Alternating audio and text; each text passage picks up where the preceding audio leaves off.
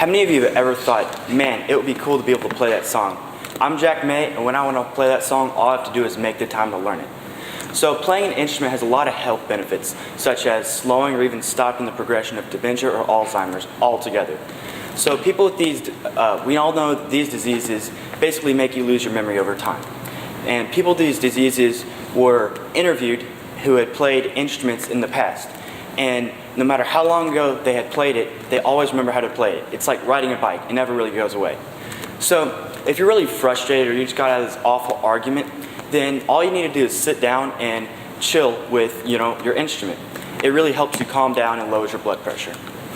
So playing an instrument can also really boost your confidence. If you've been working on this difficult piece for months on end and there's a really hard section you haven't been getting, and on the concert date you finally get it, it makes you feel good about yourself, like you can accomplish more.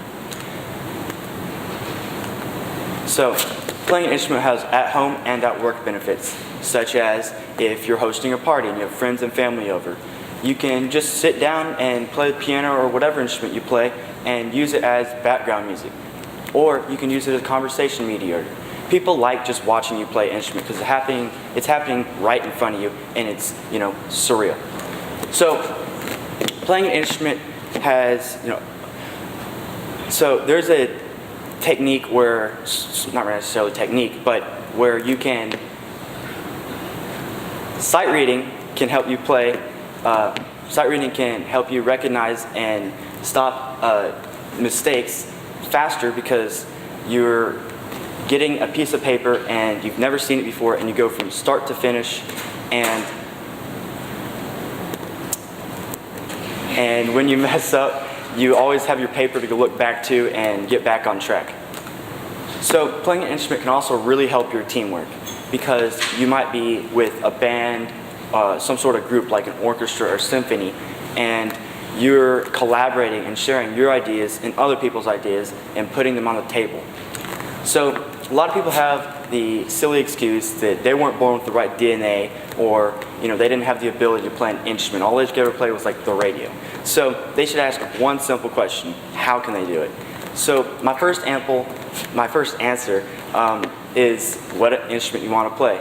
And it seems like a simple question, but a lot of people end up messing it up because they get to a certain point on their instrument and it wasn't the right choice. But for me, the right choice was finding the genre of music I like the most and finding the instrument that represents that genre. For me, it was guitar from classical rock. It's all based on what you like the most.